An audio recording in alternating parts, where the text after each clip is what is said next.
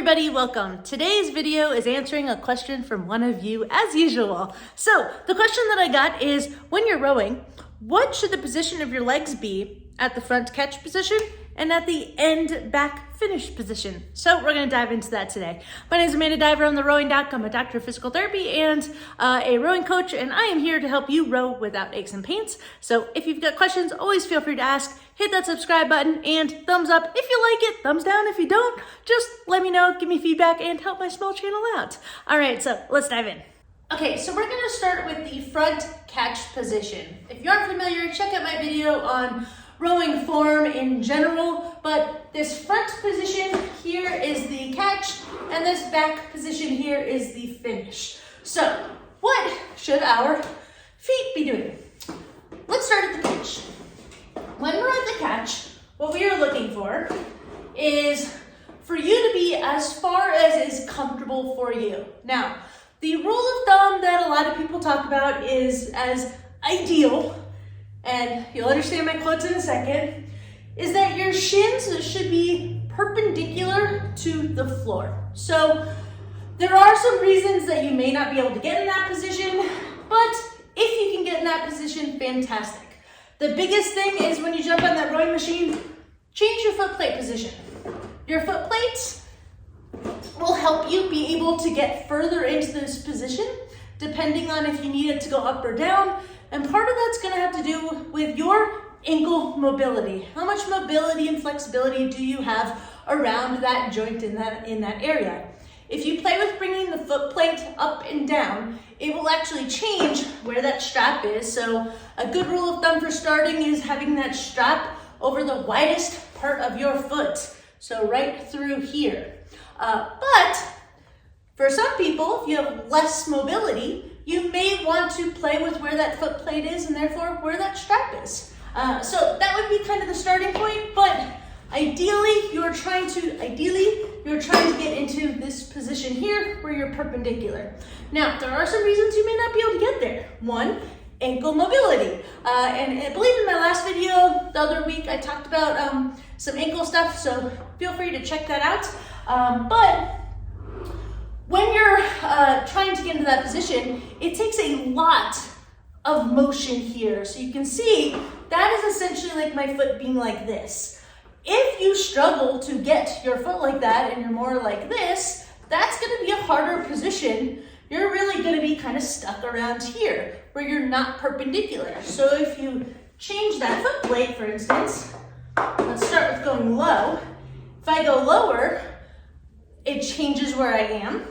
And if I go as high as I can, it changes where I am. So you can see those angle differences. And if we're keeping things pretty consistent there, you're seeing the difference in how vertical or perpendicular my shin can actually get. So play with that positioning, see if that helps. But your goal is to try and get to around perpendicular to the floor.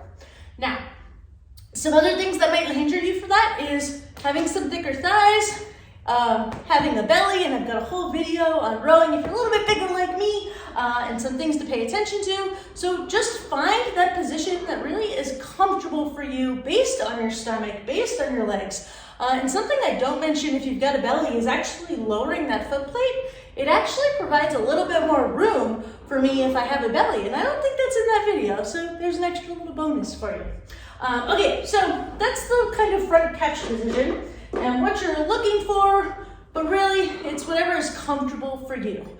The further you go forward, the more compression you're putting on the knee, the more compression you're putting on the ankle, and not everyone might be comfortable working with their muscles in that range of motion. So really, wherever is comfortable, just trying to keep your form in a pretty good position for you. So you want to have your lats engaged, your shoulders a little bit back, not rounding too much, but again, depends on you and your body, and kind of in this position here when you're rowing. So as perpendicular as you can get is the goal.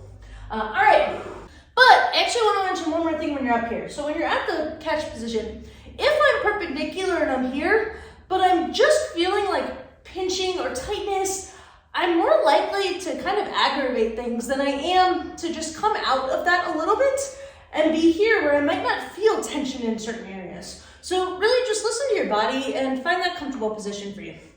All right, so at the finished position, the question was whether the knees should have a slight bend in them or the knees should be straight. And this is the thing that I talk about a lot in my one-on-ones with people when we do rowing form analysis. And if people are having injuries like back pain or stuff down their legs, we kind of do a movement analysis, see what might be contributing. And this is one of those things that I tell a lot of people who might need to do. So I'm going to point them out here.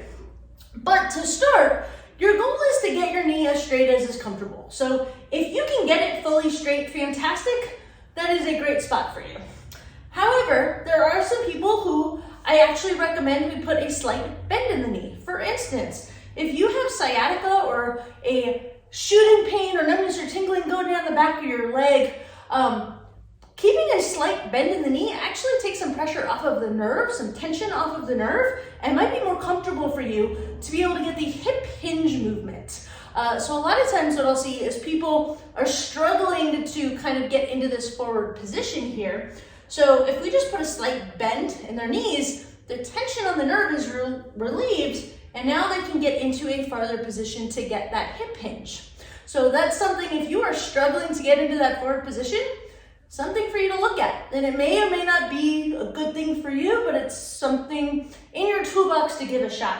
So putting a slight bend in your knee can have some benefits if you're a person who has tight hamstrings as well and can't get into that hip hinge. So there's different reasons you might not be able to get into this forward position, but tight hamstrings, nerve stuff, those are kind of some of those points that I tend to tell people to give this a shot. Now, another reason you might not want to fully straighten out, and I'm not going into every reasons, do a call with me if you want to know why and some good compromising for you and what might be good for you. But another reason is if your knee, and my knee does not do this, but if when you straighten your knee, it kind of looks like it's going backwards, like if it hyperextends.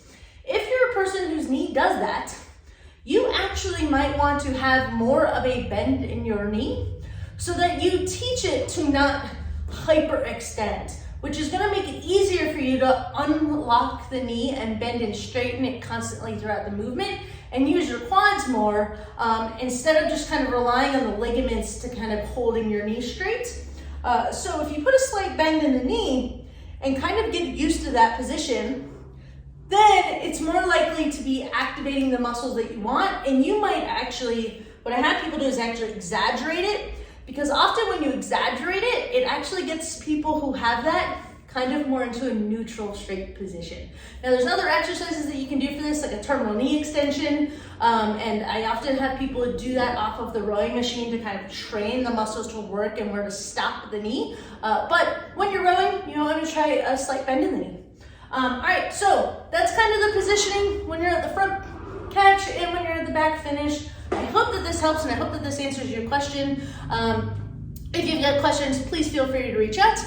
Next week's video is going to be on the top 3 exercises that I recommend doing without any equipment, just off of the rowing machine to help balance out with your rowing. So stay tuned for that. Hit the subscribe button and happy rowing, everybody.